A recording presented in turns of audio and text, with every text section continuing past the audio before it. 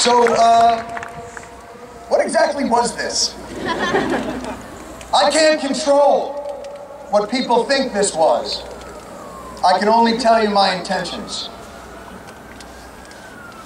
This was not a rally to ridicule people of faith, or people of activism, or to look down our noses at the heartland, or passionate argument, or to suggest that times are not difficult and that we have nothing to fear. They are, and we do. But we live now in hard times, not end times. And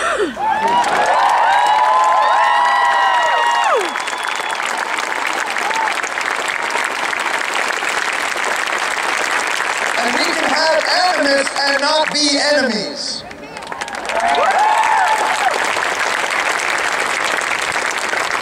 But unfortunately, one of our main tools in delineating the two broke.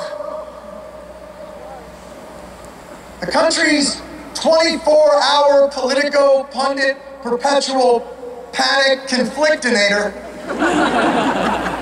did not cause our problems, but its existence makes solving them that much harder.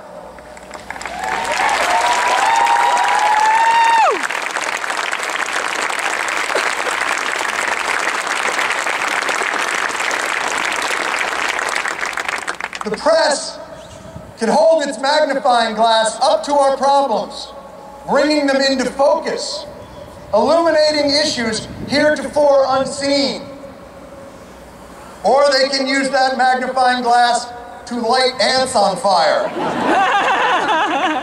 And then perhaps host a week of shows on the sudden, unexpected, dangerous, flaming ant epidemic.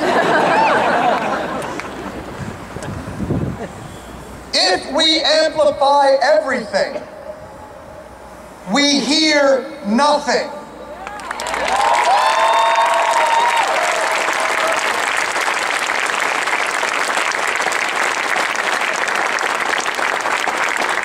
There are terrorists and racists and Stalinists and theocrats, but those are titles that must be earned. You must have the resume. Not being able to distinguish between real racists and Tea Partiers, or real bigots and Juan Williams or Rick Sanchez is an insult, not only to those people, but to the racists themselves who have put in the exhausting effort it takes to hate.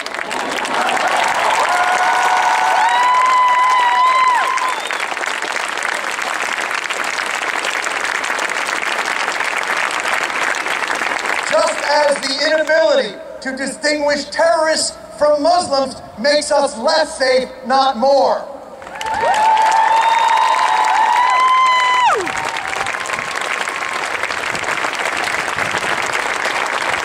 The press is our immune system.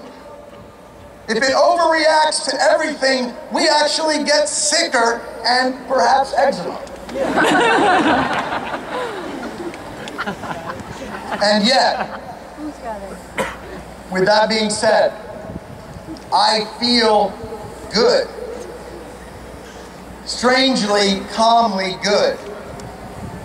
Because the image of Americans that is reflected back to us by our political and media process is false. It is us through a funhouse mirror. And not the good kind that makes you look slim and make you taller. But the kind where you have a giant forehead and an ass shaped like a month-old pumpkin. One eyeball. So why would we work together? Why would you reach across the aisle to a pumpkin-assed forehead eyeball monster? If the picture of us were true, of course our inability to solve problems would actually be quite sane and reasonable. Why would you work with Marxists actively subverting our Constitution, or racists and homophobes who see no one's humanity but their own? We hear every damn day about how fragile our country is, on the brink of catastrophe, torn by polarizing hate. And how it's a shame that we can't work together to get things done. But the truth is, we do. We work together to get things done every damn day.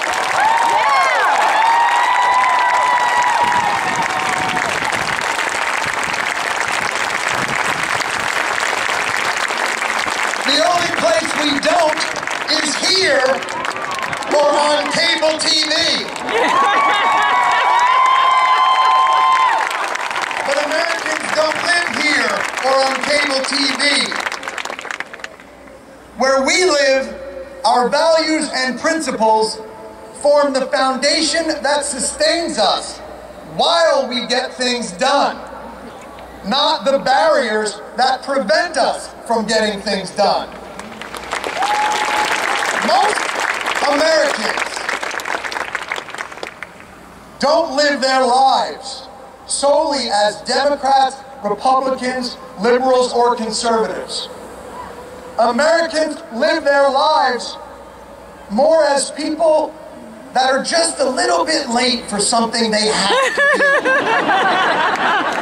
Often something they do not want to do. But they do it.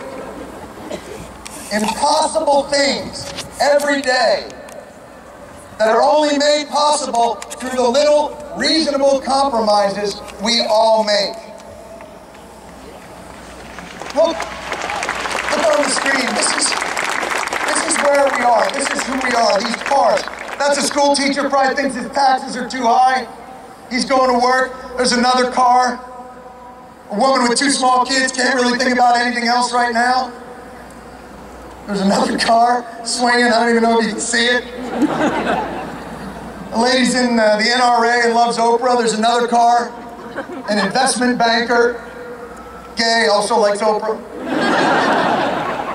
Another car is a Latino carpenter. Another car, a fundamentalist vacuum salesman. Atheist obstetrician. Mormon Jay-Z fan. But this is us. Every one of the cars that you see is filled with individuals of strong belief and principles they hold dear. Often principles and beliefs in direct opposition to their fellow travelers. And yet these millions of cars must somehow find a way to squeeze one by one into a mile-long, 30-foot-wide tunnel carved underneath a mighty river. Carved by people, by the way, who I'm sure had their differences. And they do it, concession by concession. You go, then I'll go. You go, then I'll go. You go, then I'll go. Oh my God, is that an NRA sticker on your car? Is that an Obama sticker on your car? Well, that's okay. You go, and then I'll go. And sure, at some point, there will be a selfish jerk who zips up the shoulder and cuts in at the last minute. But that individual is rare, and he is scorned and not hired as an analyst.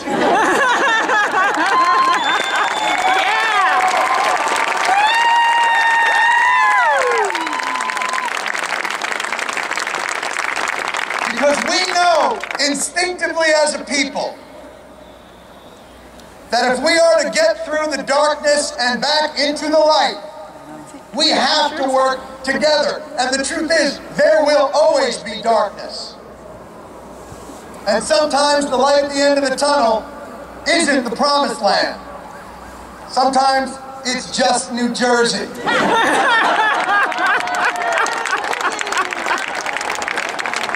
But we do it anyway, together.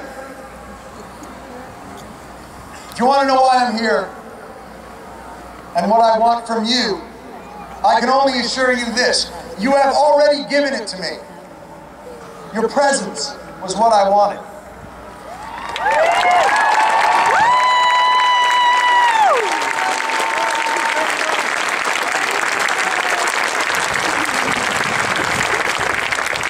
Sanity will always be and has always been in the eye of the beholder. And to see you here today and the kind of people that you are has restored mine. Thank you.